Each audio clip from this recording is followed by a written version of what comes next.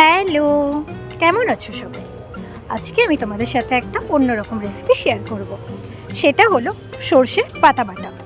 আমরা সবাই জানি এই শীতকালে সর্ষের পাতা পাওয়াই যায়, কারণ প্রচুর জমিতে সর্ষে লাগানো হয়, চাষিরা লাগান। তো সেখান থেকে আমি বেশ কিছু পাতা নিয়ে এসেছিলাম। তো পাতাটা প্রথমেই নিয়ে এসে সেটাকে এই মোটা মোটা যে শিরাগুলো সেগুলো ফেলে দিয়েছি, আর পাতাতে কোনো পোকা আছে কিনা সেগুলো দেখে সুন্দর করে বেছে নিলাম। জানো, এই ধরনের রেসিপি এখন তো মানুষ সেভাবে করে না, আর এই রেসিপিগুলো খেতে কিন্তু ভীষণ ভালো লাগে। এই বিভিন্ন ধরনের পাতা বাটা, এইগুলো আমাদের ঠাকুমা যখন ছিলেন তখন এনারা এত করতো না, এগুলো দিয়েই যেন এক এক থালা ভাত নিমেষেই খাওয়া হয়ে যেত। তোমাদের এমন পাতা বাটা কার কার ভালো লাগে অবশ্যই কিন্তু কমেন্ট করে জানাও। আমার কিন্তু ভীষণ ভালো লাগে। যাই হোক, এবার রেসিপিতে ফিরে আসা যাক। তো ফার্স্টেই পাতাগুলো বেছে নিয়েছি, তারপর পাতাগুলো সুন্দর করে ধুয়ে পরিষ্কার করে নিলাম। তারপর পাতাগুলো হালকা একটু কুচিয়ে নিলাম যাতে তাড়াতাড়ি একটু সেদ্ধ হয়ে যায়।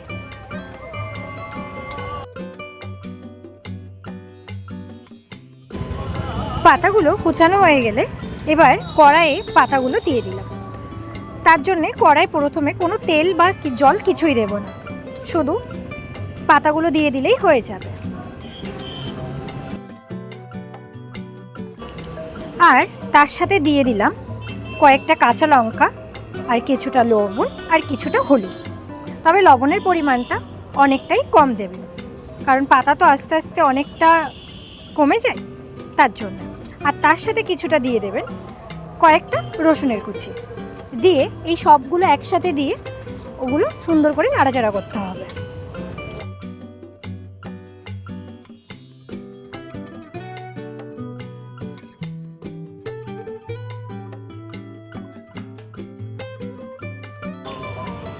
এটা ভাজতে বেশ অনেকটা টাইমই লেগে যাবে, কারণ পাতাগুলো সুন্দর করে সেদ্ধ হবে।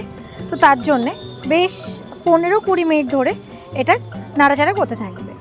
দেখবে কিছুক্ষণ পরে পাতাগুলো থেকে জল গলে কড়াই বেশ কিছুটা জল হয়েও যাবে, কিন্তু তবু নাড়াচাড়া।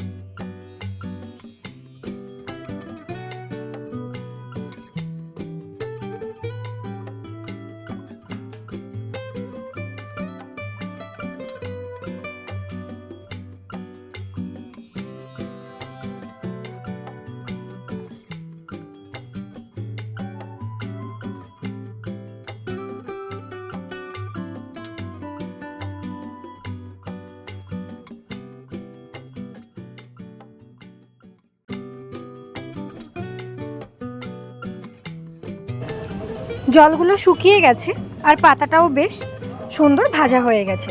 দেখতেই পাচ্ছ যে কতটা সুন্দর ভাজা হয়ে গেছে।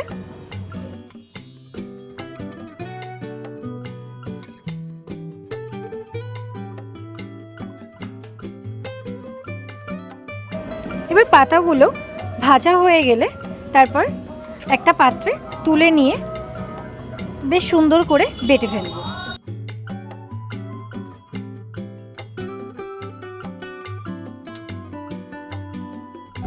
ও হ্যাঁ, আরেকটা কথা, তোমাদের বাড়িতে যদি শিল নোড়া থাকে সেটাতে কিন্তু অবশ্যই অবশ্যই বেটো, কারণ শিল নোড়াতে বাটলে এই রেসিপিটা খেতে দারুণ টেস্টি হয়।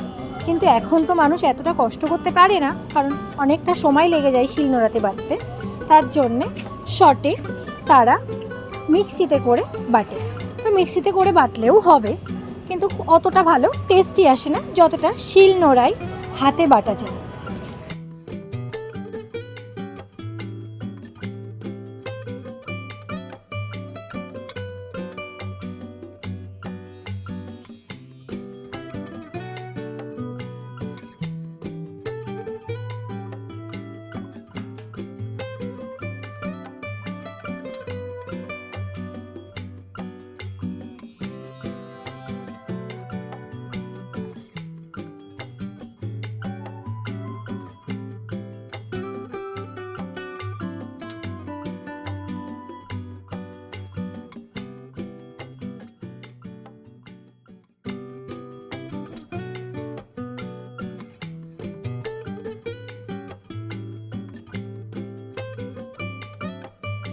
ফার্স্টেই তো পাতাটা বেটে নিলাম, এবার তার সাথে বেটে নেব একটা বড় সাইজের পেঁয়াজ। পেঁয়াজটা ফার্স্টে কুচিয়ে নিয়েছিলাম, তো তারপর পেঁয়াজটাও এর সাথেই বেটে নেব।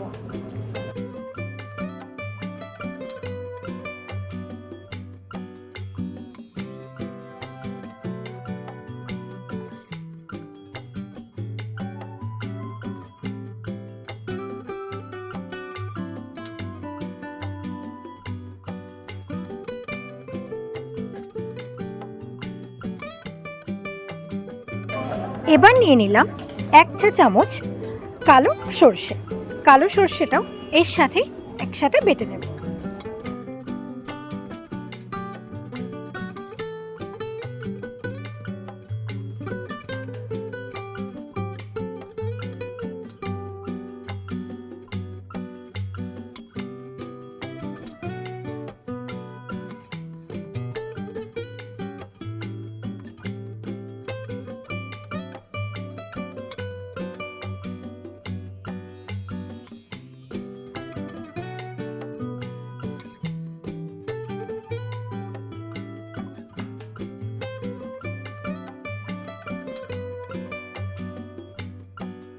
সবগুলো তো একসাথে বেটেই নিলাম।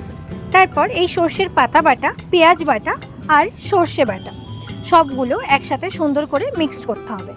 আর তার সাথে দিতে হবে বেশ কিছুটা পরিমাণ সর্ষের তেল আর লবণ দিয়ে বেশ সুন্দর করে হাত দিয়ে মেখে নিতে হবে। তাহলেই আজকের রেসিপি আমাদের রেডি।